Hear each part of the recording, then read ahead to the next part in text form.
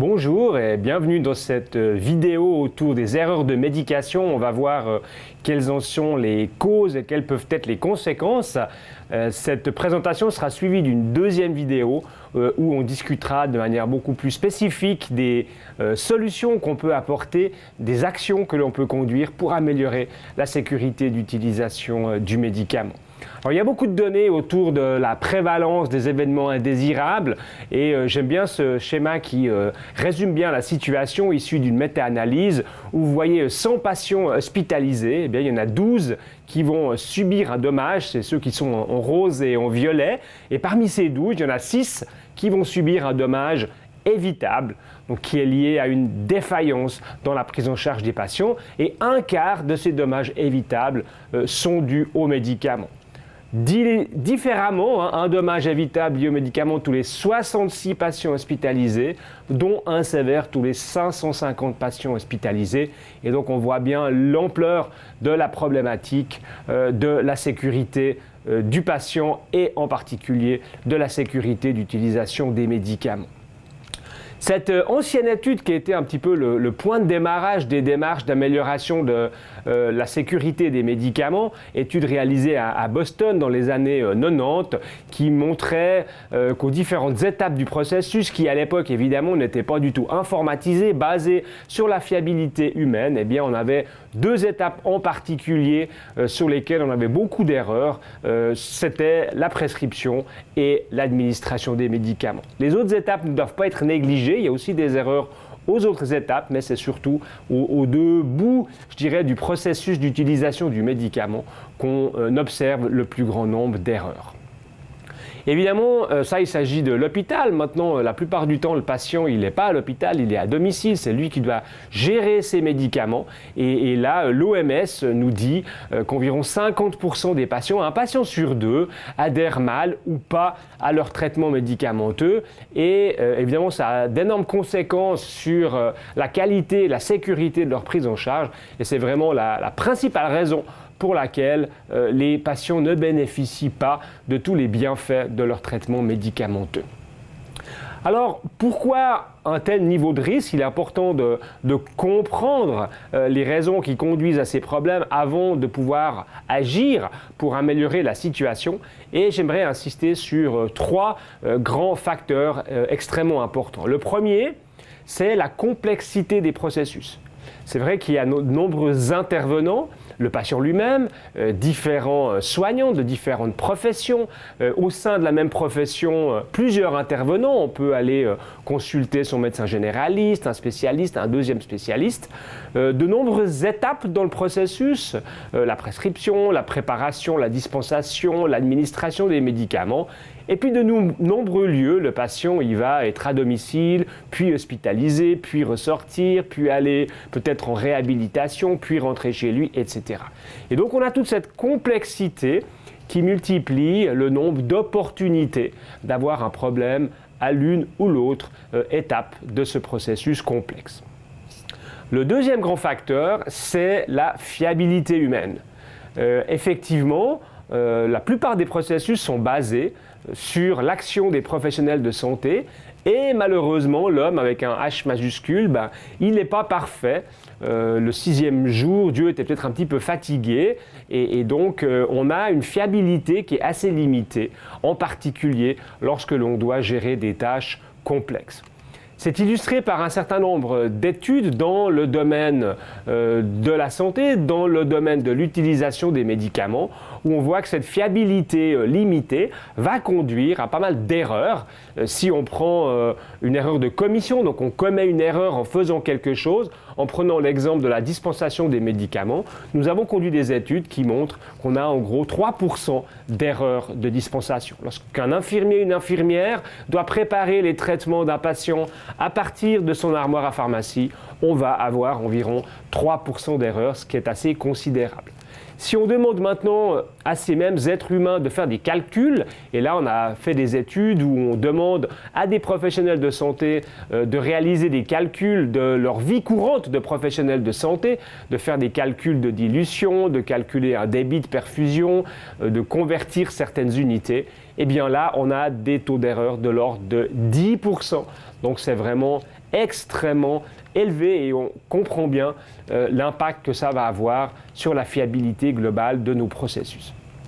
Bien souvent, on dit oui, on commet des erreurs, mais heureusement, nous avons des étapes de contrôle pour récupérer ces éventuelles erreurs. C'est vrai, mais il faut être conscient que ces étapes de contrôle ont également une fiabilité limitée, puisque des études montrent qu'environ 15% des erreurs ne sont pas détectées par ces contrôles, et donc on est bien loin d'une fiabilité qui nous permettrait de garantir la sécurité de nos processus. Le troisième grand facteur sur lequel j'aimerais insister, c'est l'ergonomie de nos environnements de travail. Et on a vraiment des environnements de travail qui, parfois, vont plutôt favoriser la survenue des erreurs plutôt que les empêcher.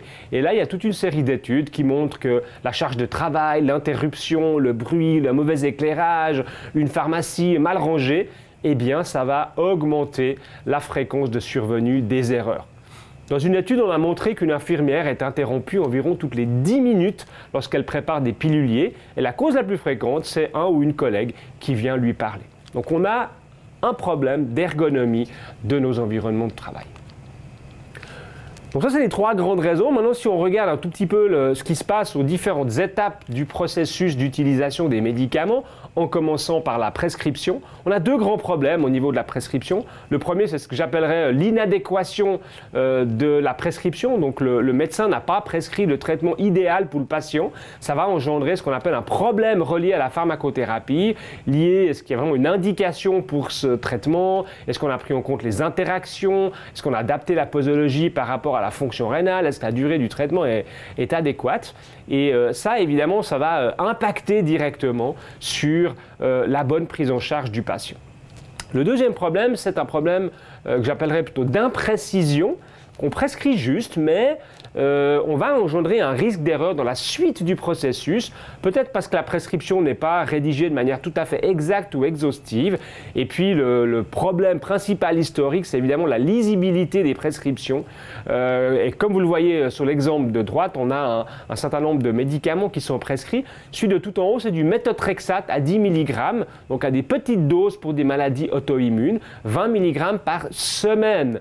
Et on voit bien que ce semaine, il faut vraiment bien le déchiffrer. Si on le lit mal et qu'on lit 20 mg par jour, on va administrer un surdosage très fort de ce médicament qui est très toxique et on peut avoir des conséquences dramatiques pour le patient uniquement parce que cette prescription est mal écrite.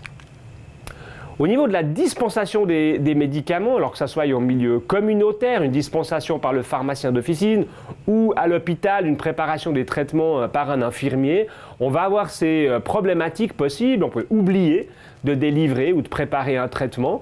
Et ensuite, on a la fameuse règle des 5 B. Quand tout va bien, on va administrer au bon patient le bon produit, au bon dosage, au bon horaire, par la bonne voie d'administration.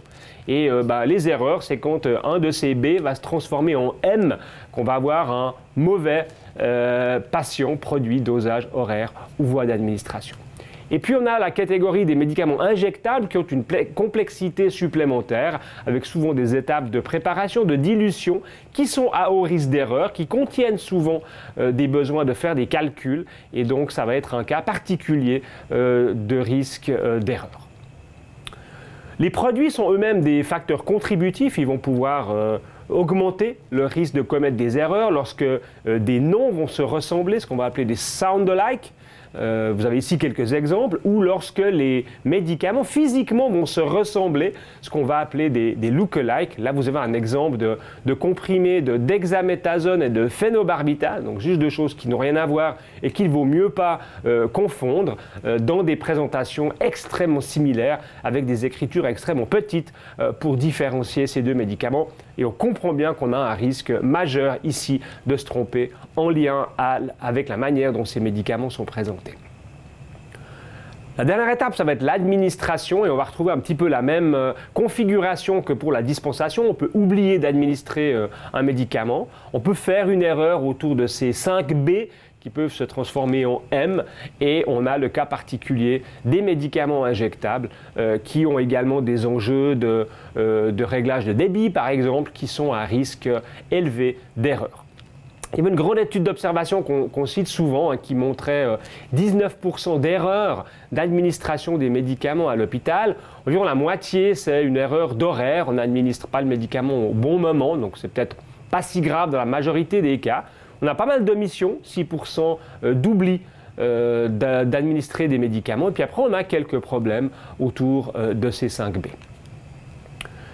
Là aussi, les médicaments seront un facteur contributif et on aimerait pouvoir, au lit du patient ou au domicile du patient, pouvoir vérifier encore qu'on est bien en train de prendre le bon médicament avec une bonne identification de la dose unitaire, de la pilule qu'on est en train de prendre. Et évidemment, si vous avez un médicament en vrac à gauche ou un blister qui n'est pas du tout identifié, qui n'a pas les informations sur chaque dose, eh bien ce contrôle ultime, il est à peu près impossible. Et donc, on rate une opportunité de récupérer une éventuelle erreur lors de la dispensation des médicaments. On l'a dit, les patients ont également un rôle extrêmement important à jouer avec la question de l'adhésion thérapeutique qui va être orientée, influencée par 5 grandes dimensions. Tout d'abord, des facteurs socio-économiques. Est-ce qu'on a les moyens de se payer le médicament? Est-ce qu'on a des soucis peut-être de littératie en santé, de compréhension du traitement? Des problèmes en lien avec la thérapie. Plus un traitement est complexe à prendre, plus il provoque d'effets indésirables, plus il y a de risques de perdre en termes d'adhésion thérapeutique, des aspects liés au patient lui-même, ses croyances, ses attentes, des éléments liés à la condition, à la maladie, la sévérité des symptômes, la capacité physique et mentale qui vont influencer sur la bonne prise, et puis certains aspects liés au système de santé, par exemple, est-ce qu'on a effectivement accès aux médicaments ou pas. Donc on va devoir jouer sur ces 5 dimensions. Ces 5 dimensions peuvent impacter négativement sur l'adhésion thérapeutique et donc on va devoir travailler dessus si on veut regagner une adhésion correcte du patient. Pour terminer, dans la complexité de nos processus, on a un peu un cas particulier qui est la continuité des soins entre le monde communautaire et le monde hospitalier, où on voit qu'on a de grandes difficultés parce que l'hôpital est source de changements de traitement, parce qu'on traverse une crise aiguë de la maladie, parce que l'hôpital utilise des médicaments dans une liste particulière, donc il y aura des changements, on va avoir des divergences, parce qu'on a des discontinuités dans l'information, dans la chaîne d'information, qui font qu'il y a des divergences parfois intentionnelles parce qu'on veut changer un traitement, parfois inintentionnelles parce qu'on n'avait pas l'information. On voit que le patient est assez peu informé lorsqu'il sort de l'hôpital et peut être un peu perdu sur les traitements qu'il doit continuer ou arrêter une fois qu'il retourne à domicile. Et puis on a un vrai problème de transmission de l'information aux autres professionnels de santé, en particulier aux médecins traitants, à l'infirmière à domicile, aux pharmaciens d'officine qui doivent ensuite assurer la suite du traitement une fois que le patient a quitté l'hôpital. Et on verra que cette continuité des soins nécessite toute une série d'actions pour améliorer la fluidité de l'information à l'entrée et à la sortie de l'hôpital. Voilà, on arrive au terme de cette présentation de ces principales causes de problèmes en lien avec la sécurité d'utilisation des médicaments. Et donc, ce qu'il faut retenir, c'est qu'on a vraiment un taux élevé de défaillance qui existe dans le processus d'utilisation des médicaments, que les professionnels de l'hôpital, les professionnels du milieu communautaire et les patients sont vraiment impliqués directement dans la survenue des défaillances, mais qu'on ne va pas les blâmer en tant que tels, puisque la raison principale de ces erreurs, de ces défaillances, c'est avant tout la complexité des processus, c'est la limite de la fiabilité humaine, et puis c'est l'ergonomie des conditions de travail dans lesquelles on agit. Et ce sont vraiment 3 facteurs contributifs essentiels sur lesquels on doit travailler si on doit améliorer la sécurité d'utilisation des médicaments. Et donc on verra dans la seconde vidéo qui sera plus autour des remèdes, qu'est-ce qu'on peut mettre en place pour améliorer la sécurité, qu'il y a de nombreuses actions qui peuvent être mises en place à différents niveaux pour améliorer